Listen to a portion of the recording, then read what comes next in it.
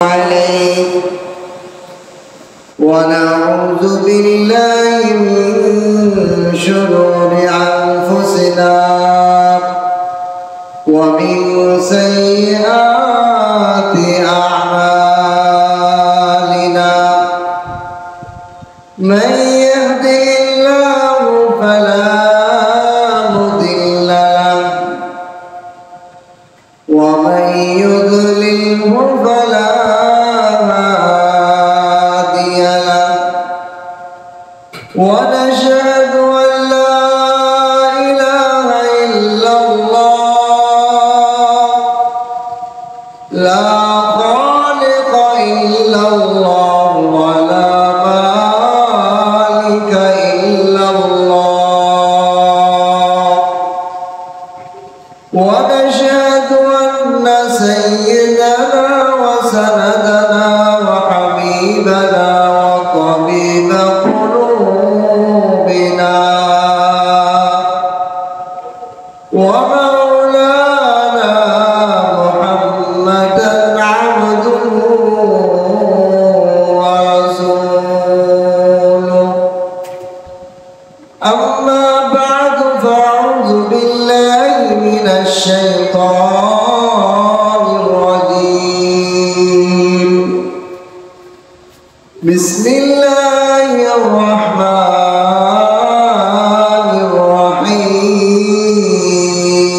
الرحيم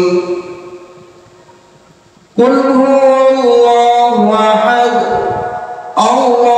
الله الصمد لم يلد ولم يولد ولم يكن له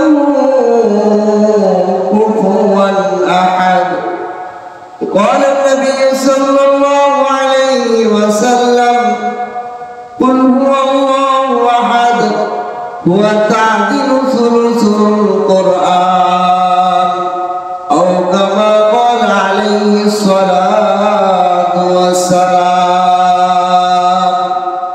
بارك الله لنا ولكم في القرآن العظيم ونفعنا وإياكم بالآيات والذكر الحكيم سبحانك لا علم لنا إلا ما علمتنا إنك أنت العليم الحكيم ربي زدني علما ربي زدني علما ربي زدني علما ربي اشرح لي صدري ويسر لي أمري واحلل عقدة من لساني يفقهوا قولي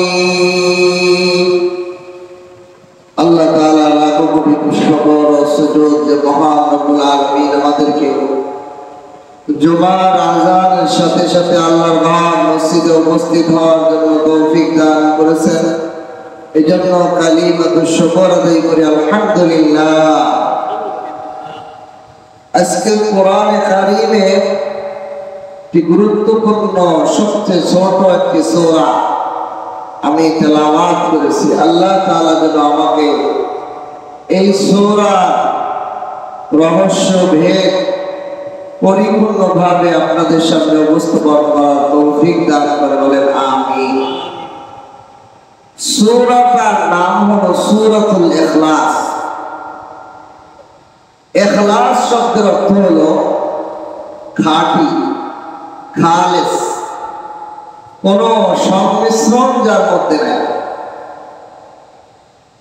এই সূরাটা আর সূরা শব্দের অর্থ হলো আলামত চিহ্ন সূরাতুল ইখলাস খাঁটি নিখুঁতের আলামত এর অর্থ দাঁড়ায় নিখুঁততার আলামত চিহ্ন হাদিস শরীফের মধ্যে আল্লাহ রাসূল সাল্লাল্লাহু আলাইহি ওয়াসাল্লাম বলেন সূরাতা ইখলাসান সূরা ইখলাস দুইটা ইখলাস নামে সূরা আছে দুইটা হাদিস কিন্তু আমরা প্রকৃতভাবে জানি সূরা আল ইখলাস মানে কুল আল্লাহ কিন্তু আল্লাহ রাসূল বলেন ইখলাস নামে সূরা কোরআনে কারীমে আছে দুইটা। আরেকটা কোনটা? যেটাকে আমরা নাম জানি সূরা কাফিরুন। এই সূরাটাকেও সূরা ইখলাস বলা হয়। হাদিসের পরিভাষায় সূরা কাফিরুনকেও সূরা ইখলাস বলা হয়। কারণ কি? আল্লাহ পাকের পরিচয়ে একত্ববাদের দুই ভাগে ভাগ করা হয়। একটা হলো আকীদা, আর একটা হলো আমলি। আমলি ইখলাস হলো কাফিরুন, আর আকীদাতুল ইখলাস হলো সূরা কুল হুয়াল্লাহু আহাদ। কুল ইয়া আইয়ুহাল কাফিরুন, এই সূরার মাধ্যমে আল্লাহ তাআলা রাসূলুল্লাহ সাল্লাল্লাহু আলাইহি ওয়াসাল্লামের সাথে কাফেরদের একটা চুক্তিনামা হওয়ার পর্যায়ে নাযিল করেছে। মক্কায় অবতীর্ণ হয়েছে। মক্কায় মুসলমানরা বড় দুর্বল, নির্যাতিত, শোষিত, মাজলুম অবস্থায় ছিল। কাফেররা সবল। মিনিটে সেকেন্ডে তারা মুসলমানদের উপর জুলুম অত্যাচারে স্টারর চালাইতেছে। যেভাবে পাইতেছে সেখানেই মুসলমানদেরকে নির্যাতন করতেছে। এই পর্যায়ে যুদ্ধের ময়দানে যদি এক পক্ষ দুর্বল আর এক পক্ষ সবল হয়, তখন তারা দ্রুত সন্ধি করতে চায়, ঠিক কিনা? কারণ দুটো পক্ষ যদি সবল হয় তাহলে কেউ কাউরে নত হতে চায়। আর একদল যখন দুর্বল হয়, সবলরা তো মারতেই আছে, সন্ধি করলে দুর্বলদের জন্য উপকারী হয়। এইরকম পর্যায়ে কাফের মুশরিকরা নিজেরাই চেয়েছিল মুসলমানদের সাথে আমরা আমাদের তো অত্যাচার করতেই আছি, মুসলমানদেরকে আমরা নির্যাতন করতেই আছি। এ পর্যায়ে মুসলমানদের সাথে আমরা একটা চুক্তিতে আবদ্ধ হল। কি চুক্তি? তোমরা এক বছর আমাদের দেব দেবী মূর্তি পূজা, দেব দেবতার পূজা করবা, আর এক বছর আমরা তোমাদের আল্লাহর ইবাদত করব। এরকম একটা চুক্তি নিয়ে রাসূলুল্লাহ সাল্লাল্লাহু আলাইহি সাল্লামের কাছে আমাদের মুশরিকরা উপস্থিত হয়েছে। তাহলে সূরা কাফিরুনের নাজিল হওয়ার প্রেক্ষাপটের দ্বারা সূরার মর্ম অর্থ বুঝতে সহজ হবে। সূরা কাফিরুনটা এমন এক মুহূর্তে নাজিল হয়েছে, মুসলমানদের জন্য চুক্তিবদ্ধ হওয়া তো ভালোই ছিল, চুক্তি হয়ে গেলে, কিন্তু চুক্তিটা তো এমন মারাত্মক যে শিরক, ইন্না শিরকা লাযুলমুন আযীম, পৃথিবীর বুকে সবচেয়ে বড় পাপ, মহাপাপ হলো শিরক। সেটার দিকে দাওয়াত কাফেররা দিয়ে সন্ধি করতেছে। তোমরা একদিন আমাদের, তোমরা এক বছর আমাদের মাবুদ দেবতার পূজা করবা, আর এক বছর আমরা তোমাদের সাথে মিলে তোমাদের দেবতাদের আল্লাহর পূজা করবে, ইবাদত করবে। আল্লাহ তাআলা সূরা কাফিরুন নাযিল করে তাদেরকে সতর্ক করে দিলেন নবীকে, যদিও আপনি দুর্বল, সবলের চুক্তি সবই মেনে নেওয়া দরকার, নাহলে তো জুলুম অত্যাচার হইবে। কিন্তু আল্লাহ তাআলা বলেন না, আল্লাহ পাকের একত্ববাদের ক্ষেত্রে কোন স্যালেন্ডার নাই, চাই মওত হয়ে যায়। আল্লাহু আকবার। এজন্য আল্লাহ বলেন, হে নবী বলে দেন, কুল ইয়া আইয়ুহাল কাফিরুন, হে নবী আপনি তাদেরকে জানিয়ে দেন, হে কাফের সম্প্রদায়, লা আ'বুদু মা তা'বুদুন, আমি কখনোই ইবাদত করব না, মা তা'বুদুন, যা তোমরা ইবাদত করো। মুসলমানরা কাফেরদের কোন মাবুদের কখনোই কোন মা, তোমরা যার ইবাদত করো, যার অনুসরণ করো, কাফেরদের অনুসরণীয় ব্যক্তির দিকে মুসলমানের কোন আরাধনা হতে পারে না। লা আ'বুদু মা তা'বুদুন, ও কাফেররা শোনো, তোমরা যেই জিনিসের আনুগত্য করো, ইবাদত করো, আমি মুহাম্মদ এবং আমার অনুসারী ইমানদার মুসলমান কখনোই তার ইবাদত করব না। ওয়ালা আনতুম আবিদুনা মা আ'বুদ, এবং তোমরা ইবাদত করো না আমরা যার ইবাদত করি, আমরা যে আল্লাহর ইবাদত করি তোমরা তার দ্বারের কাছেও ইবাদত করো না।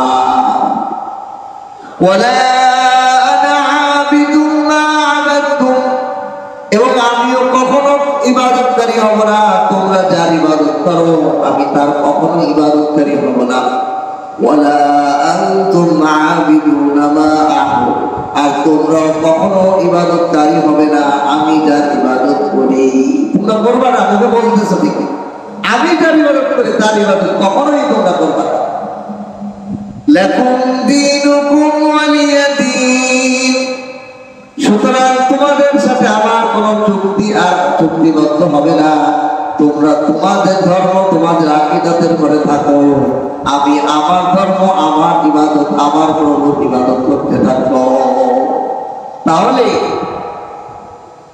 কাফেরদের ধর্ম কাফেররা মানবে, আমাদের ধর্ম আমরা মানবো, এটা কোন প্রেক্ষাপটে? যখন কাফেররা আমাদের সাথে নবীর সাথে চুক্তিবদ্ধ হতে হয়েছিল যে যে নবী আপনি এক বছর আমাদের দেবতার পূজা করেন, আমরা আর এক বছর আপনার আল্লাহর পূজা করেন। এই ইবাদত বন্দেগীর ক্ষেত্রে এর মধ্যে কোনো সমন্বয় ঘটানো যাবে না, এ ব্যাপারে আল্লাহ রাসূলকে স্পষ্ট নীতিমালা আল্লাহ জানাই দিলেন যে আপনার ধর্ম আপনার ধর্ম আপনার, তাদের ধর্ম তাদের, তাদের সাথে কোনো সন্ধি চুক্তি চলবে না। মুসলমানের ধর্ম যার যার উৎসব যাবার এইরকম নয়। লাকুম দীনুকুম ওয়ালিয়া দীন, এই আয়াতটা দিয়ে অনেকে আবার বলে ধর্ম যার যার, এই যে লাকুম তোমার ধর্ম তোমার আমার ধর্ম, উৎসব সভা। নাউযুবিল্লাহি মিন যালিক।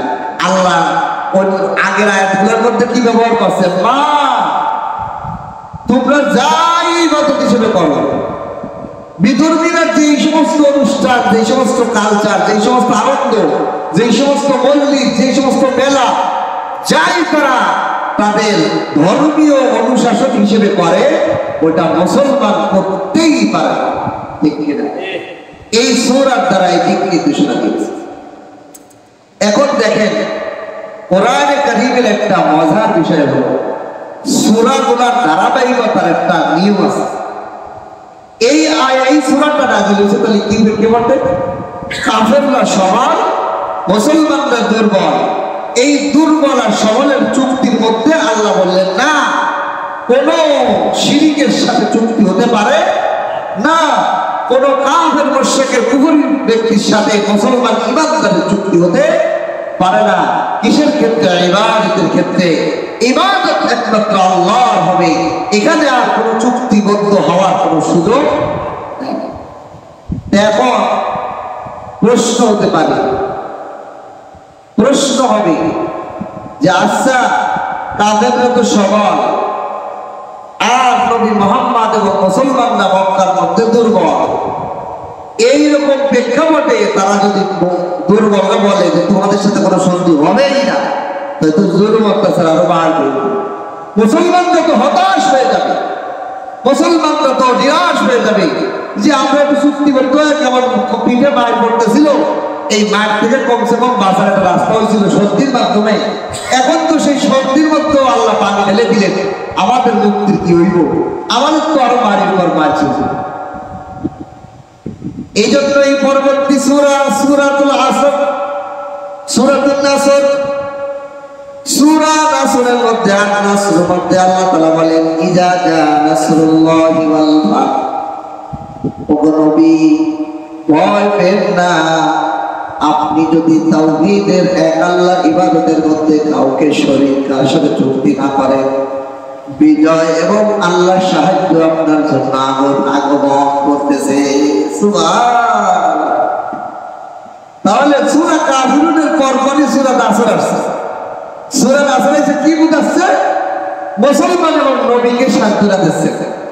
আপনারা যে জুলুম অত্যাচারে আছেন, আপনারা যে কাফের সবলের নির্যাতনে আছেন, ভয়ের কারণ নেই, ইজাজা নাসরুল্লাহি ওয়াল ফাত, বিজয় আপনাদের, আল্লাহর সাহায্য আপনাদের সাথে, আল্লাহর সাহায্য মাজলুমের সাথে, আল্লাহর সাহায্য ঈমানদারের সাথে, আল্লাহর সাহায্য মুসলমানের সাথে।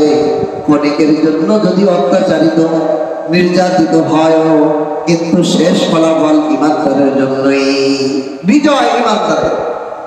আল্লাহ এই সুসংবাদ দিয়ে দিলেন সূরা নাসরের। কিভাবে আসবে বিজয়? আল্লাহ বলেন, ওয়ারাইতান নাস, ওগো নবী আপনি মানুষদেরকে দেখবেন, ইয়াদখুলুনা ফি দীনিল্লাহি আফওয়াজা, বিশাল বিশাল দলে দলে দলে মুসলমানের মধ্যে ইসলাম গ্রহণ করার জন্য দলে দলে মানুষ আপনার হাতে বায়াত হয়ে ইসলাম গ্রহণ করে কালেমায়ে শাহাদাত করে আপনার হাতে মুসলমান হয়ে যাবে। একজন দুইজন না, বড় বড় দল কাফেলা শিয়া শিয়া মুসলমানের ভিতর ঢুকতে থাকবে। আল্লাহ, এই যে সুসংবাদ দিলেন আল্লাহ, এই সুসংবাদ নবীকে দিলেন, এটা বাস্তবায়ন হয়েছে কিনা? মক্কা বিজয়ের দিন দলে দলে লক্ষ কোটি কোটি মানুষ কাফের মুশরিকরা ইসলাম গ্রহণ করছে। বলেন সুবহানাল্লাহ। আল্লাহ সুসংবাদ দিলেন, মুসলমান নির্যাতিত, মুসলমান তোমরা জুলুম অত্যাচারের মধ্যে আসো, ধৈর্য ধরো, সফলতা আল্লাহর সাহায্য এবং বিজয় তোমাদের জন্য। ফাসাব্বিহ বিহামদি রাব্বিক, সুতরাং যখন বিজয় আসবে অহংকারী হয়ে যেও না। অহংকারী না হইয়া আপনি আপনার প্রতি বালকের তাসবিহ পাঠ করবেন, ওয়াস্তাগফির, এবং আল্লাহর কাছে তওবা করবেন, ভুল যেন আবার না থাকে, ইস্তিগফার করতে থাকবেন। ইন্নাহু কানা তাওয়াবা, নিশ্চয়ই আল্লাহ তাআলা অত্যাধিক তওবা কবুলকারী। সূরা নাসর আসলো সাহায্যের ঘোষণা করে। এখন কাফেরদের মুশরিকদের মধ্যে প্রশ্ন আসছে, সাহাবাদের মধ্যে দিয়ে প্রশ্ন আসছে, কি কইতেছে? আল্লাহ দুর্বল ঈমানদারদের দিলের মধ্যে প্রশ্ন আসছে, আল্লাহ আমরা কাফেরদের জুলুম অত্যাচারে বিলাল, খাব্বাব এদেরকে বড় উত্তপ্ত বালির মধ্যে খালি গায়, যেখানে চাউল ফেললে মুড়ি হয়ে যায়, এমন উত্তপ্ত বালির মধ্যে তাদেরকে দিন রাত বালির গরমের মধ্যে চিৎ করে শোয়ায় গরম পাথর বুকের পর ঠাসাতে রাখতেছে, যেখানে পাইতেছে মুসলমানদেরকে পিটাইতেছে, গালাইতেছে, মারতেছে। এরকম পরিস্থিতিতে কাফের মুশরিকরা এত ধনী, তাদের ধন সম্পদের অভাব নাই, এমন ব্যক্তি থাকার পরেও আল্লাহ তাআলা কেমনে বিজয় দিবে? আল্লাহ তাআলা তাব্বাত ইয়াদা নাযিল করে ওদিকে কি করছে? তাব্বাত আবু লাহাব। আবু লাহাব, আবু মানে পিতা, লাহাব মানে অঙ্গার। আগুনের মধ্যে কয়লা বা পাথর দিয়ে জ্বালাইলে পাথর যদি পুরাটা লাল আগুন হয়ে যায়, এটা কি বলে? অঙ্গার বলে। এই অঙ্গারের মতো লাল টকটকে বলা হয় আরবিতে লাহাব। আবু লাহাব এর এই পরিমাণ স্বর্ণ মুদ্রা ছিল, স্বর্ণ তো হলুদ, চকচকে হলুদ। এই স্বর্ণ ঘরের মধ্যে রাখার কারণে তার ঘর সবসময় চমকাইত হলুদ রঙে, লাল অঙ্গার হয়ে যায়। এই জন্য তাকে আবু লাহাব, অঙ্গারওয়ালা, হলুদ আলোকিতওয়ালা লোক বলা হইত। কোন কোন ঐতিহাসিক লিখছে এই কারণে যে তার চেহারাও হলুদ রঙের, ফর্সা ছিল, এই জন্য তাকে আবু লাহাব বলা হয়। তা মুফাসসিরুন ইকরাম বলেন যে এই আবু লাহাবের এই পরিমাণ স্বর্ণ মুদ্রা ছিল যে তার ঘর আলোকিত হয়ে যেত, এত স্বর্ণ তার ঘরে থাকতো। এরকম বড় বড় কাফের মুশরিকরা, তাদের ধনভাণ্ডার, তাদের এমন থাকার পরেও তারা মুসলমানদের বিজয় হবে কেমনে? মুসলমানরা তো গরিব, মুসলমানরা তো গরিব, দরিদ্র, দরিদ্র, এক বেলা খাবার খাইলে 3 দিন খাবার খায় না। এইরকম আবু লাহাব এর মতো বড় বড় কাফেররা থাকা অবস্থায় মুসলমানদের বিজয় কেমনে হবে? আল্লাহ তাআলা ওই দিকে ইঙ্গিত করে সূরা লাহাব নাযিল করেছে। কি বলেন? তাব্বাত ইয়াদা আবি লাহাবিন ওয়া তাব। ও দুনিয়ার ঈমানদার মুসলমান, নবীর সাহাবা, নবীর অনুসারী মুসলমান উম্মতেরা শোনো, তাব্বাত ইয়াদা আবি লাহাবিন ওয়া তাব। এইরকম তার লাহাবের মতো, লাহাবের মতো ধনীদের হাত আমি ধ্বংস করে দিব। দলিতের ধন সম্পদের সব হাত ধ্বংস করে সব নিঃশেষ করে দিল। মা আগনা আনহু মালুহু ওয়া মা কাসাব, তার স্বর্ণ তার উপার্জনের কোনো জিনিস তার কোনো কাজে আসবে না, তার কোনো উপকারে আসবে না। সায়াসলা নারান যাতা লাহাবিন ওয়া ইমরাআতুহু হাম্মালাতাল হাতাব, বরং তাকে আমি জাহান্নামের আগুনে নিক্ষেপ করব, যে আগুনের প্রভাব হলো ওই অঙ্গারের মতো, লাহাবের মতো আগুনের প্রজ্বলিত আগুনের মধ্যে, অঙ্গারের মধ্যে আমি তাকে নিক্ষেপ করব। আর সে একা নিক্ষেপ হবে না, বরং তার জীবন সঙ্গিনী তার বিবি পর্যন্ত ওই আগুনের মধ্যে থাকবে। শুধু থাকবেই নয়, বরং আগুনের মধ্যে তার বিবি তার শরীরে আগুন জ্বালানোর জন্য লাকড়িকে বহন করে তার শরীরের মধ্যে আরো লাগাবে। আল্লাহ, কত ভয়ানক! বোঝেন, দোস্ত আগার দুশ্মনী করে দিল সবর হতা নেই, দুশ্মন আবার দুশ্মনী করে দিল ঘবরাতা নেই। মানে দুশ্মনে যদি দুশ্মনী করে, এটা দিলে আমার ঘাবড়ায় না। দিল হতো দুশ্মনী, ও দুশ্মনী করবে না, তা কে করবে? ও তো আমার দুশ্মন। কিন্তু আমার দোস্ত যদি দুশ্মনী করে, এটা দিলে মাইনে নিতে পারে। দিল ঘাবড়ায় না, তুই দোস্ত হয়ে কামটা করলি, তুই আমার বন্ধু হয়ে কামটা করলি। আল্লাহ ভাই এই আবু লাহাব রে তার বিবির মাধ্যমে লাকড়ি সংগ্রহ করাইয়ে তারে আগুন দেওয়া। তার বিবি তার শরীরে লাকড়ি গুছাই দিব, আগুনে জল আরো বেশি, তাহলে কষ্টটা আরো বেশি হইব না? হায় আমার জীবন সঙ্গিনী, তুমি আমাকে, তুমি আমার আপন কলিজা জানের টুকরা, তুমি আমার শরীরে আগুন জ্বালানোর জন্য লাকড়ি এনে দিয়েছি, হয়তো কষ্টটা আরো বেশি বাড়বে। এই জন্য আল্লাহ পায় আবু লাহাব তার বিবিরে সহ দিব হাম্মালাতাল হাতাব, যে লাকড়ি বহন করে আনবে, ফি জিদিহা হাবলুম মিন মাসাদ, সেও লোক তাকে রশি দিয়ে বাঁধা অবস্থায়, রশি দিয়ে বাঁধতে রাখা হবে। আর এই অবস্থায় সে তার বিবি তার শরীরে লাকড়ি দিয়ে আগুন জ্বালানো। আল্লাহ তাআলা সাহাবায়ে কেরামকে, ইমানদার মুসলমানদেরকে ইঙ্গিত দিয়ে বললেন, এই যে আল্লাহ তাআলা কেমনে ইসলামের বিজয় আসবে, আবু লাহাবের মতো ধনীদের কোনো অর্থের উপার্জনের কোনো কিছু থাকবে না, সব আল্লাহ ধ্বংস করে দেবে। আমেরিকা তছনছ হয়ে যাবে, ইসরায়েল তছনছ হয়ে যাবে। মুসলমান ইমানদারের উপর জুলুম অত্যাচারের কিন্তু ধৈর্য ধরতে হবে, এরপরে বিজয় মুসলমানেরই আসবে, ঠিক কিনা? এর বিপরীত হবে না, সব তছনছ হয়ে যাবে। দলে দলে খ্রিস্টান, ইহুদি, কাফের মুশরিকরা মুসলমান হবে, যাদের ঈমান আলো থাকবে। আর এই সমস্ত কাফের মুশরিকরা সব ধ্বংস হয়ে যাবে। আল্লাহ তাআলা এদিকে ইঙ্গিত করে সাহাবায়ে কেরামের ধারাবাহিকতায় সূরা লাহাব নাযিল করে দিলেন। এখন প্রশ্ন হয়, এটা করবে কিনা? এই যে বড় বড় কাফেরদেরকে ধ্বংস করে দিয়ে মুসলমানদের বিজয় দিব, এইবার হলো মূল কথা, কে করব? আল্লাহ। কে করব? এই কথা এটা আমি হুজুর বলছি যে আমি মরে যেতে পারি, আমি করতেও পারি, নাও করতে পারি। এটা কোনো মুসলিম নেতা বলছে, এটা কোনো দুনিয়ার পরাশক্তি, কোনো ক্ষমতাধর টাকাওয়ালা কোনো কথা। আল্লাহ বলতেছেন আমি করবো, আমি। এই জন্য সূরা ইখলাস নাযিল করছে। পরে সূরা ইখলাস নাযিল করার আরো কিছু প্রেক্ষাপট, আল্লাহ রাসূল সাল্লাল্লাহু আলাইহি সাল্লামের কাছে যখন কাফের মুশরিকরা বারে বারে শোনে যে আমাদের রব হলো আল্লাহ, আমাদের রবকে আল্লাহ, তো রব আল্লাহ একই সত্তা, দুটা নাম। আল্লাহ পাকের গুণবাচক নাম হলো রব। কোনখানে আছে আর রহমান, আর রহিম, আল মালিক, আল কুদ্দুস, এরকম 99টা নাম আছে। আল্লাহ বলেন সুবহান, গুণবাচক। কাফের মুশরিকরা রাসূলুল্লাহ সাল্লাল্লাহু আলাইহি ওয়াসাল্লামকে বলে, উনসুব লানা রাব্বাক ইয়া মুহাম্মদ, হে মুহাম্মদ সাল্লাল্লাহু আলাইহি ওয়াসাল্লাম, তোমাদের রবের বংশ ধারাবাহিকতা আমাদেরকে বলো। আরবদের একটা প্রভাব বা সৃষ্টির পরিভাষা হলো, তারা প্রথম ছেলের নামে বাপের নাম পরিচয় দেয়। যেমন আবু বকর, আবু বকরের আসল নাম হলো আব্দুল্লাহ। আবু বকরের আসল নাম কি? আব্দুল্লাহ। আবু বকর হলো ওনার কুনিয়াত। ওনার যে প্রথম সন্তান হয়েছিল, এই সন্তানের নাম ছিল বকর, তার হিসেবে আবু বকর, বকরের বাপ।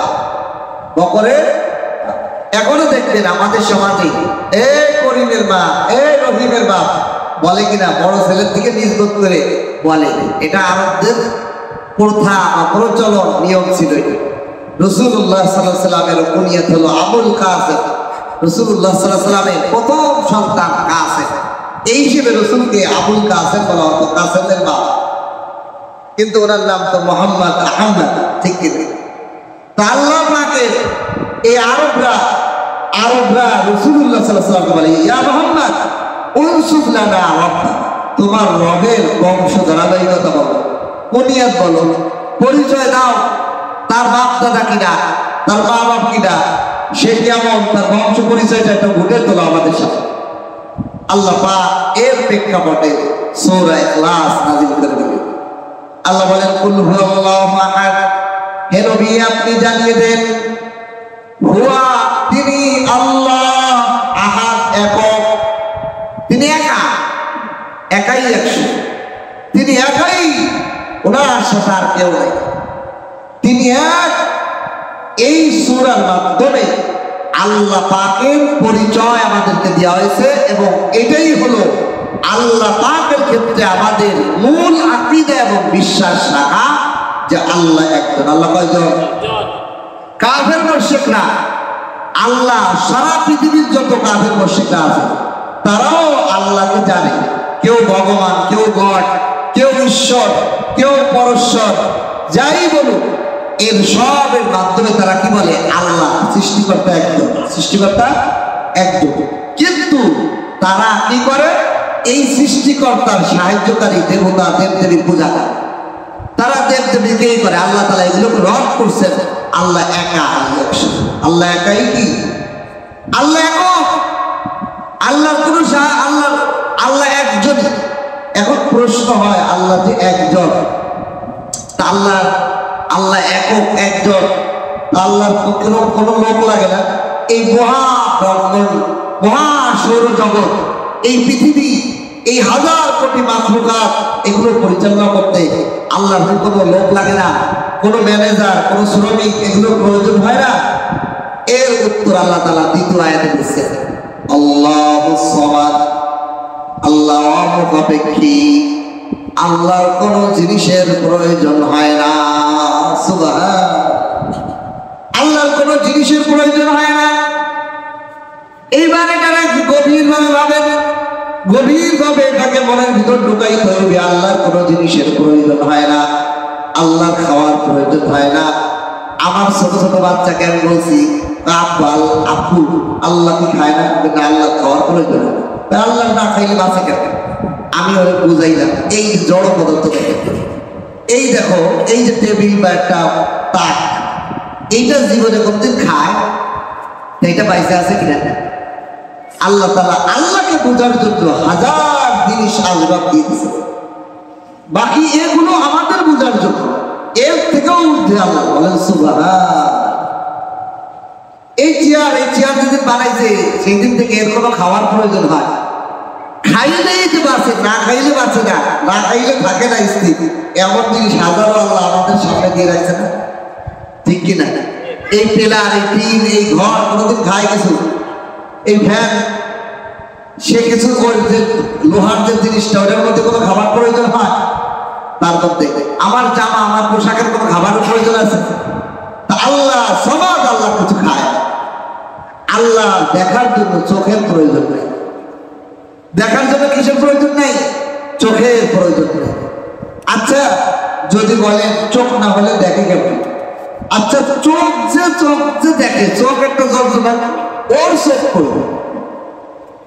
চোখ বুঝলাম যে চোখ ছাড়া দেখা যায় না, তাহলে চোখেরও তো একটা চোখ দরকার, সেটা করবে, ঠিক কিনা? তা আল্লাহ তাআলা দৃষ্টান্ত আমাদের সামনে দিয়ে রাখছেন। আল্লাহকে চেনা, আল্লাহ চোখ দরকার, কানের প্রয়োজন নেই শোনার জন্য, বলার জন্য জিহ্বার প্রয়োজন নাই। আল্লাহ সামাদ, আল্লাহ সমস্ত জিনিস থেকে বেরিয়ে, কোন জিনিস তার প্রয়োজন হয় না। কোন জিনিস এই পৃথিবী চালানোর জন্য কোন জিনিসের প্রয়োজন হয় না। এই গুণ একমাত্র আল্লাহ। আর আমরা মানুষের প্রয়োজন হয়। দেখেন আপনি কোটি টাকার মালিক, তাহলে আপনার শ্রমিকের প্রয়োজন, আপনার ড্রাইভারের প্রয়োজন, আপনার দারোয়ানের প্রয়োজন, আপনার ঘর বানানোর জন্য রাজমিস্ত্রির প্রয়োজন, আপনার ইলেকট্রিক ঘরের মধ্যে ইলেকট্রনিক ওয়ার্লিং করার জন্য ইলেকট্রনিক মিস্ত্রির প্রয়োজন, কাঠের দরজা বানানোর জন্য কাঠের মিস্ত্রির প্রয়োজন, আপনার গায়ের পোশাক বানানোর জন্য দর্জির প্রয়োজন, কাপড়টা তৈরি হওয়ার জন্য গার্মেন্ট ফ্যাক্টরি প্রয়োজন, গার্মেন্ট ফ্যাক্টরির কাপড় তৈরি করার আগে সুতো বানানোর জন্য সুতা ফ্যাক্টরি প্রয়োজন। এইভাবে সর্বমহল একজন আরেকজনের জন্য মুখাপেক্ষী, ঠিক কিনা? পুরা পৃথিবীকে আল্লাহ তাআলা মুখাপেক্ষীর শিকলে আবদ্ধ রেখেছে। এই জন্য মানুষ সামাজিক জীব, একজন একা একজন এক জায়গায় একদিকে বসবাস করতে পারে না। কোনো মানুষের সাহায্য ছাড়া এই পৃথিবীতে অবস্থান করে বসবাস করতে পারে না, তো সম্ভবই না। একা যদি আপনাকে এমন এক নির্জন দিকে ফেলাই দেওয়া হয় যেখানে কোনো কিছু নাই, আপনি একা টিকে থাকতে হবে, আগুন নাই, পানি নাই, খাবার নাই, অস্ত্র নাই, কোনো কিছু নাই, পোশাক নাই, কিছু নাই, আপনি একা একটা মানুষ বাঁচতে পারবেন, বাঁচা সম্ভব না। মুখাপেক্ষী আল্লাহ পাক শুধুমাত্র অমুখাপেক্ষী। এই জন্য আল্লাহ বলেন আল্লাহু সামাদ, আল্লাহ পাক শুধুমাত্র অমুখাপেক্ষী। এই পৃথিবীতে তিনি এক সত্তা, যার কোনো কিছুর প্রয়োজন হয় না। আল্লাহ বলেন আমার পরিচয়, আমার ব্যাপারে আকীদা, আমার ব্যাপারে ও আকীদা তোমার কি থাকবে যে আমি আল্লাহর কোনো কিছুর প্রয়োজন হয় না। আল্লাহু সামাদ। আচ্ছা, আল্লাহর কিছু প্রয়োজন হয় না, তা আল্লাহর কলের ছেলে মেয়ে মনে আছে না? আল্লাহ বলেন না, লাম ইয়ালিদ, আল্লাহ কোন সন্তান জন্ম দেয় না বাবার মতো, সন্তানের কোনো প্রয়োজন নাই, আল্লাহ কোনো বিবি নাই, আল্লাহ সন্তান জন্ম দেয় না। মানে এখানে বোঝায় আল্লাহর তালি বিবি নাই, আল্লাহর তালি শ্বশুর বাড়ি নাই, আল্লাহর তালি শ্বশুর নাই, আল্লাহর শাশুড়িও নাই, এই ধরনের কোন আত্মীয়তা শিকল আল্লাহর মধ্যে না। লাম ইয়ালিদ, আল্লাহ কাউকে জন্ম দেন। দেখেন, মানুষের সন্তানের প্রয়োজন হয় কেন? আমি মরে গেলে আমার এই বাড়ি গাড়ি কে দেখব, ঠিক কিনা? এটা বলা মানুষের জন্য মহা বিপদ হয়ে যায়। তাহলে একটা মানুষ কোটি কোটি টাকা দেশের সম্পদ মাইরে, ইদানিং তো আমাদের দেশের জন্য কেমন হিড়িক চলছে, আমাদের দেশের জনগণের দেশের সম্পদ মারা, এক একটা সরকারি অফিসারের অবস্থা দেখলে এক ছাগলে এক অফিসারের কোটি টাকার সম্পদ বার করতেছে। কি যে অবস্থা দেশটা হয়েছে, কোটি টাকার মালিক আপনি হইলেন, কথার কথা, মাইনে হোক বা হালাল ভাবে হোক বা অবৈধ ভাবে হোক, মারার পর ধরেন আপনি চিন্তা করেন যে আপনার ছেলে মেয়ে কেউ নেই, বিবি নাই, এটা তো মহা বিপদ হয়েছিল আপনার জন্য। আপনার মরাটা বড় মুসিবত মরা হয়ে যাবে, আপনার মরাটা ভয়ানক হয়ে যাবে। মরা এই কারো কি হবে?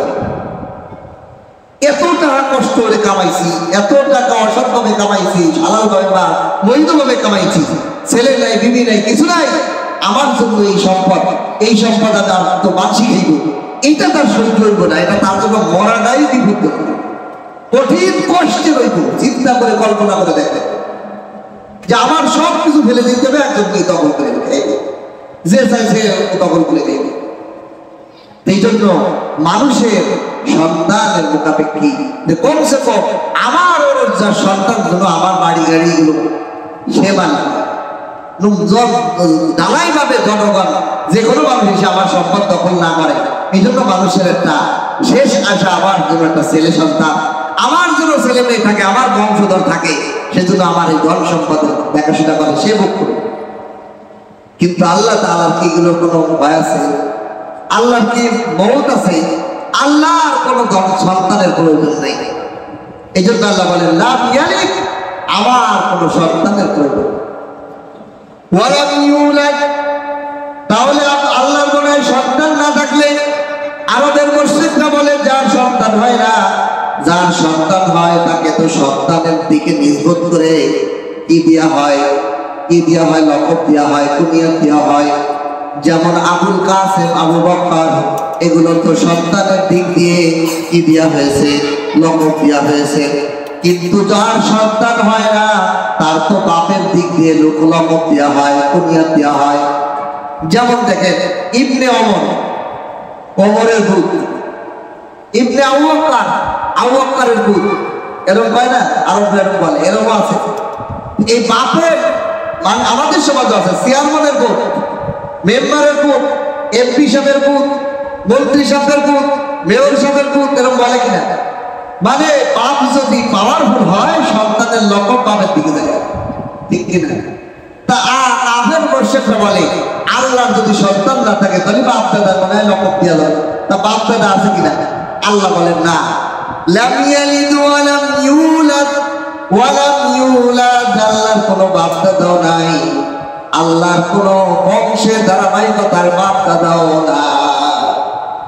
তাহলে আল্লাহর ছেলে মেয়েও নাই, আল্লাহর বাপ দাদাও নাই, আল্লাহ অবকাবে কি? তাহলে বোধ হয় আল্লাহর মতো কেউ আছে কিনা? হাফি মোহাম্মদ, তুমি যে আল্লাহর পরিচয় দিলে আল্লাহর এক, আল্লাহর কোনো জিনিসের প্রয়োজন হয় না, আল্লাহর সন্তানও নাই, আল্লাহর বাপ দাদাও নাই। ঠিক আছে, বুঝলাম। তাহলে কমসে কম আল্লাহর মতো তো কিছু আছে। এই জন্য শেষ আয়াত আল্লাহ বলেন ওয়ালাম ইয়াকুল লাহু কুফুয়ান আহাদ, আল্লাহর সমকক্ষ কেউ না, আল্লাহর মতো কেউ, আল্লাহ মতো কেউ। আমাদের সমাজে অনেকে শয়তানে আল্লাহর সুরত ধরে স্বপ্নে দেখায়। একজনকে স্বপ্নে দেখাচ্ছে বিশাল পাগড়ি, আসমানে মাথা, জমিনে পা, উত্তর গগনে তার হাত, দক্ষিণ গগনে আর এক হাত, এবং বিশাল পাগড়ি, জুব্বা পরা হুজুরের মতো, আসমানে মাথায় এত বড় বাবু, আমি আল্লাহ, তুই যা বলবি তোর কথা আমি শুনবো, তোর কোনো গোসাই শাস্তি ইবাদত করতেই পারবো, এরকম এসে বলতেছে। আমার এক আত্মীয় এরকম বলছে, আমি বলছি সর্বনাশ, আউযুবিল্লাহি মিনাশ শাইতানির লা হাওলা ওয়ালা কুওয়াতা ইল্লা বিল্লাহ। আল্লাহ তাআলা কোরআনে কারীমের মধ্যে আল্লাহর পরিচয় আরো সুন্দর করে অন্য আয়াতে বলেন লাইসা কামিসলিহি শাইউন, আল্লাহ কোনো জিনিসের মতো না, দুনিয়ার কোনো জিনিসের মতো না। তা হুজুর কি একটা জিনিস না? মানুষ একটা জিনিস না? তাহলে মানুষের মতো আল্লাহ? আল্লাহর পরিচয় করতে এটা বেলে নাই, আল্লাহর কোরআন অনুযায়ী এটা বেলে নাই, এটা আল্লাহ না, এটা শয়তান, ইবলিস। ইবলিস তো যুগে যুগে ধোঁকা দিয়েছে, সাধারণ মানুষকে তো ধোঁকা দিয়েছেই। ওলামায়ে কেরাম বড় পীর আব্দুল কাদের জিলানীর কাছে আসছে।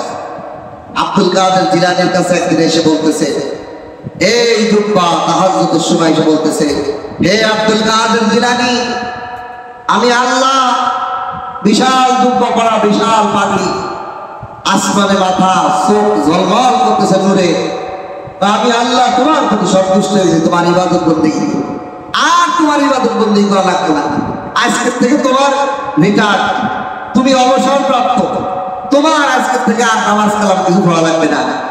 বলে এই কথাগুলো তার কথা, ইবলিসের না? বর্তমান যুগেও যারা বলে নামাজ লাগবে না, নামাজ লাগবে না, আবার নামাজ আল্লাহর সাথে হয় মনে মনে, এটাও ইবলিসের খেলা কথা, এটাও কি ইবলিসের খেলা কথা। এই আব্দুল কাদের জিলানীকে যখন এই কথা বলছে, দেখেন আলেম লাগে কেন, এলেম লাগে কেন, আল্লাহর কালাম কেন লাগে আমাদের, কেন উলামায়ে কেরাম লাগে, কেন আলেম লাগে, কেন কোরআন লাগে? কোরআন ছাড়া আল্লাহর পরিচয় চেনা সম্ভব না, কোরআন ছাড়া আল্লাহকে চেনা সম্ভব না, শয়তানকে আল্লাহ বানায়।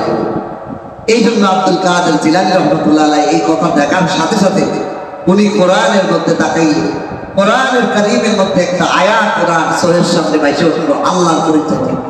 এই শয়তানের এই প্রশ্নকে কি আসলো, উনি দেখেন কোরআনে কারীমের মধ্যে লেখা ওয়াবুদ রাব্বাকা হাত্তা ইয়াতিয়াকাল ইয়াকিন। নবী মুহাম্মদুর রাসূলুল্লাহ সাল্লাল্লাহু আলাইহি ওয়াসাল্লামকে আল্লাহ খেতাব করে বলতেছেন, নবী মৃত্যু আসার আগ পর্যন্ত আপনি আল্লাহর ইবাদত করতে থাকুন। তাহলে যে নবীর আগেও গুনাহ নাই, পরেও গুনাহ নাই, নবী মাসুম, নবীর আগে পরে সব গুনাহ মাফ, সেই নবীরে যদি আল্লাহ তাআলা আয়াত নাযিল করে বলেন মৃত্যু পর্যন্ত আপনি ইবাদত করেন, আমি আব্দুল কাদের জিলানী কত বড় কিরাউলা, আমি তো নবী যে ঘোড়ায় বা উঠে চড়ে, ওই উটের পায়ের যে ধুলা আছে, এই ধুলার মর্যাদাও আমি আব্দুল কাদের জিলানী নাই, আমাকে কেন ইবাদত থেকে বন্ধ করতে বললো? এটা নিশ্চয়ই আল্লাহ না, এটা শয়তান। সঙ্গে সঙ্গে উনি বলে লা হাওলা ওয়ালা কুওয়াতা ইল্লা বিল্লাহ, লা হাওলা ওয়ালা কুওয়াতা ইল্লা বিল্লাহ বলার সাথে সাথে শয়তান দৌড়ায় কয় আব্দুল কাদের জিলানী, ও আব্দুল কাদের জিলানী, আজকে তোর এলেমে তোরে বাঁচাইছে, আপনার তোরে আমি আজকে গুমরা করেই ছাড়ছিলাম। এখানেও একটা ধোঁকা বানিয়েছে, তোর এলেমে তোরে বাঁচাইছে। আসলে কি এলেমে বাঁচাইছে না আল্লাহ? আব্দুল কাদের জিলানী বলে বাহার রঙে চোখা হি জামি গোশ, বাহার রঙে চোখা হি জামি গোশ, মালন্দাজে কদরামি শনাসন। ও শয়তান, তুমি যেই রঙে যেই ঢঙ্গে তুমি আমাকে ধোঁকা দাও না কেন, আমাকে তুমি বলছো এলেমে আমার বাঁচাইছে, এলেমে বাঁচাই নাই, বরং আমার আল্লাহর রহমত এবং দয়া আমাকে বাঁচাইছে। এটাও তো ধোঁকা। আমার পীর বাবা বাঁচাইছে, নাউযুবিল্লাহ। বাঁচানোর মালিক কে? আল্লাহ। বাঁচানোর সাহায্য করতে বলো আল্লাহ, সাহায্য আমাকে বিপদে ফেলানোর মালিক আল্লাহ, বিপদ থেকে উদ্ধার করতে বলো আল্লাহ, আগুন থেকে ইব্রাহিম আলাইহিস সালামকে বাঁচানোর মালিক আল্লাহ, ইউনূস নবীকে মাছের পেট থেকে বাঁচানোর মালিক আল্লাহ, মূসা আলাইহিস সালামকে সাগরের মধ্যে রাস্তা করে দেওয়ালা আল্লাহ। আল্লাহ সব পারেন, আল্লাহ সব কিছু করতে পারেন, আর কারো এই ক্ষমতা নাই, ঠিক কি না? এই জন্য আল্লাহর মতো কিছু নাই, আল্লাহর মতো কিছু রাখে। এখন কাফের মুশরিকরা এর মতো কিছু চায়। কিতাবের মধ্যে একটা গল্প লেখে, মানুষ আগের যুগে একজন আরবি সাহিত্যিক ছিল, অনেক বড় লেখক সাহিত্যিক। উনি উনার কিতাবের মধ্যে একটা নিজের ঘটনা লেখছে। উনি দেখতে অনেক বিশ্রী চেহারা ছিল, অনেক মানুষ হয় না এরকম চেহারাটা, এত কালা, নাক মোটা, দাঁত উঁচা, মানে মানুষ আল্লাহ বিভিন্ন সময় মানুষকে বানায়, বিভিন্ন সময় মানুষকে পরীক্ষা করাবে। আমাকে আপনাকে সুন্দর বানাইছে একজন মানুষ, আফ্রিকার মানুষ, আমাদের দেশে মানুষ, আফ্রিকার একটা মানুষ সবাই তাকে ওরে আল্লাহ কি কালার কালা, ঠিক আফ্রিকার নিগ্রো, এই গোটা নাক উঁচা, দেখতে ভয়ঙ্কর, আর তো বিকৃত বিকৃত চেহারা, তো ভয়ঙ্কর না? ওই আরবি সাহিত্যিকের চেহারা আরো বিকৃত ছিল। তো উনি কয় আমি আমার লাইফে কোনোদিন এত লজ্জিত হই নাই, কিন্তু একটা মহিলার মাধ্যমে আমি এত লজ্জিত হয়েছি। কিভাবে? আমি রাস্তাতে আগে যাচ্ছি, হঠাৎ এক মহিলা আমাকে দেখে ডাকছে, মুরব্বী, বুড়ো একটু বয়স্ক মহিলা। তা আমি মনে করছি যে আমার তো কালা চেহারা, কোনো যুবতী নারী কোনোদিন ডাকেও না, কেউ প্রেম আলাপ করেও না, কেউ কোনো মহিলা আমাকে কোনোদিন আবেদনই জানায়, এত বিশ্রী চেহারা আমার। তা আজকে ঘটনাক্রমে যখন এই মুরব্বী মহিলা ডাকতেছে, মনে হয় ওনার কোনো কাজে, যাই হোক আমি আজকে ওনার সাহায্য করবো, উনি যে কাজেই হোক আমাকে ডাকুক, উনি একজন মহিলা হিসেবে তোমার ডাকছেই, আমি আজকে ওনার একটু সাহায্য করবো। এই নিয়তে উনি ওই মহিলার সাথে যাচ্ছে। মহিলা যাইতে যাইতে যাইতে ফটোশুট, আগের যুগে তো আর ক্যামেরা ছিল না, মোবাইল ছিল না, ডিএসএলআর ক্যামেরা ছিল না, মানুষ ছবি অঙ্কন করতো নিখুঁত ভাবে, যার যেই ছবি প্রয়োজন হতো সে নিজে ওই ফটোশুটের কাছে যাইত, তার দেহে হুবহু কাগজের মধ্যে মাইকে দিত তার ছবি। তো ওই মহিলা এই সাহিত্যকে নিয়ে ওই ফটোশুটের দোকানে নিয়ে বসাইছে, বসাইয়ে ওই যে ফটোগ্রাফার যে আঁকে, অঙ্কন করে, চেহারা আঁকে, তাকে বলছে যে তুমি, তাকে বলছে হ্যাঁ এর মতো, হ্যাঁ এর মতাই। আর ও যে বসে ছিল দাঁড়িয়ে রয়েছে, সাহিত্যিক বিকৃত চেহারা ওরকম দাঁড়িয়ে রয়েছে, কারণ ফটোশুট ও ওর কাগজের মধ্যে আঁকা শুরু করছে। এখন আঁকা যখন শুরু করছে, তাকছে ও দাঁড়িয়ে আছে। পরে কয় মহিলা কি কইল, ওই মহিলা কি বললো, ওই মহিলা বলছে আমাকে আমার কাছে আইসে একটা শয়তানের ছবি এঁকে দাও, যাতে আমি সব সময় শয়তান থেকে দূরে থাকতে পারি। শয়তানের একটা ছবি আমি ঘরের দৌড়ের সাথে রেখে দেবো, দিনভর ওর পর লালত করবো, ওর পর আল্লাহ অভিশাপ দেবো, আমি একটা শয়তানের ছবি অঙ্কন করতে চাই।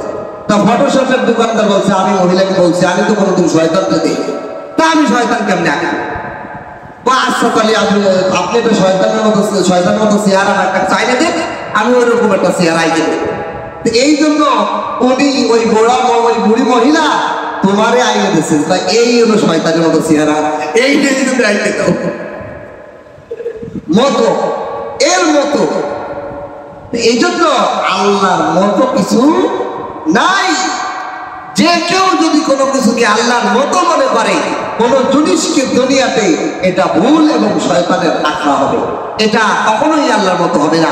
এই জন্য আল্লাহ বলেন লাম ইয়াকুন ওয়া লাম ইয়াকুল লাহু কুফুয়ান আহাদ, আল্লাহর মতো কোনো জিনিস দুনিয়াতে নেই, আল্লাহর মতো কোনো জিনিস। এখন আপনাকে প্রশ্ন হতে পারে এটা আবার কেন? দেখেন হাজার উদাহরণ আল্লাহ তাআলা আমাদের সামনে দিয়ে গেছে। আচ্ছা আপনি বলেন আল্লাহরই একটা সৃষ্টি বাতাস, এই বাতাসটা দেখতে কেমন? কেউ বলতে পারবে বাতাস কোনো জিনিসের মতো? বাতাস বলতে একটা জিনিস আমাদের সামনে আছে, কিন্তু বাতাস কেমন, তা দেখতে কেমন, সেটা কি কার অন্য কোনো জিনিসের মতন কিনা তাও আমরা বলতে পারি না। বাতাস বলতে একটা জিনিস যা আছে এটা একই এবং বিশ্বাস করি। কোন মানুষ যদি বলে বাতাস নামক কোন জিনিসকে আমি বিশ্বাসই করি না, আমরা বলবো তুই পাগল, তুই কিছু বোকা, ঠিক কিনা? গরমের আকৃতি কি কোনদিন আমরা দেখছি কিনা? দেখি নাই। একটা সৃষ্টি যদি এমন হয় যা আমাদের সামনে তার আকৃতিও নাই, তার অস্তিত্ব আমরা অনুভব করি কিন্তু দেখতে পারি না, তাকেও যদি আমরা বিশ্বাস করি, তাহলে এই জিনিসগুলো মানানেওয়ালা মালিক ওরকম হতে পারে কিনা? হাজারো জিনিস রাখছে আল্লাহ। পেরেশানিতে আছে, পেরেশানি কোনোদিন দেখা যায়? পেরেশানি কোনোদিন দেখা যায়? ওই আমার জ্বর হয়েছে, জ্বর কিরকম? আরো সহজ করে তো দূরে, আমার কথা আমি বলতেছি, কথা দেখা যায়। আল্লাহু আকবার। সারা জীবন আমার চোখের সামনে আমার আয়ত্তের মধ্যেই রয়েছে আমার কথা। এই কথাটা কেমন দেখতে, কালার কি, তার রং কি, এই কথা কোন জিনিসের মতো, তাও তো কোনোদিন খুঁজে পাইলাম না। তাহলে আল্লাহ পাকের একটা ছোট্ট সৃষ্টি যদি এমন হয়, আমার মালিককে এই দুনিয়ার জিনিস দ্বারা কেমনে তোমরা তালাশ করবা? কাছে থাকার পরেও যদি বুঝি না, এরপরে আরো ভিতরে যান। আমার যে রূহ আর আত্মা আছে, আমার রূহ আর আত্মা তো আমার মধ্যে আছে। আমি মারা গেলে আমার চোখও আছে, আমার নাকও আছে, আমার হাড়ও আছে, আমার কিডনিও আছে, আমার অঙ্গ প্রত্যঙ্গ, আমার সব কিছুই থাকে। আমি কই? আবার আমি যখন জীবিত আছি, আমিটা কোন জায়গা? আমি কি হাতের মধ্যে? বলে হাত কেটে ফেলাইলেও তো আমি আছি। আমি কি চোখের মধ্যে? চোখ কাটা হয়ে গেছে, তাও তো পাইছে আছি, হয় না? আমি কি কানের মধ্যে? কান কেটে পড়ে গেছে অনেকের, তারপরে পাইছে আছে। ওই আমার মধ্যে আমাকেই যেই মালিক গোপন রাখছেন, তিনিও আমার কাছেই আছেন, আমি ওনাকে দেখতে পারি না। আমি আমাকে যে অনুভব করি আমার মধ্যে আমি আছি, কোথায় আছি, স্থানটা কোথায়, জায়গাটা কোথায়, আমার চুলের থেকে পাও পর্যন্ত তাকাই একটু চিন্তা করেন, আমি কই? আমার মধ্যে আমাকেই যেই মালিক গোপন করে রেখেছেন, আমার অস্তিত্বকেই আমি কোনো কিছু উদাহরণ পাই না। আমার আত্মা, আমার রূপকেই আমি তো খুঁজে পাই না। অনুভব করি আমি বলতে একটা জিনিস আছে, কিন্তু আমি যে কই, আমার ডিজাইন কি, আমার রং কি, আমার কালার কি, এটাই তো আমি খুঁজে পাই না। তাহলে আমি আমার মালিককে কেমনে পাবো? উনি তো আরো এইগুলোরও সৃষ্টিকর্তা। এই জন্য আল্লাহ বলেন লাম ইয়াকুন ওয়া লাম ইয়াকুল লাহু কুফুয়ান আহাদ। ও বান্দা, আল্লাহর মতো কোনো জিনিস দুনিয়াতে নাই। বান্দা যখন নিজেকে আল্লাহর সৃষ্টি নিয়ে চিন্তা করবে, আল্লাহর পরিচয় পাইতে তার দেরি হবে না। আল্লাহ সর্ব জায়গায় আছে, সব জায়গায় আল্লাহ আছে, সর্ব জায়গায় বিরাজমান, আমার সাথেও আছে, সর্বক্ষণিক আছে আল্লাহ। আল্লাহ এক সেকেন্ডের জন্য আমার থেকে দূর হয়ে গেলে আমি বাঁচতে পারবো,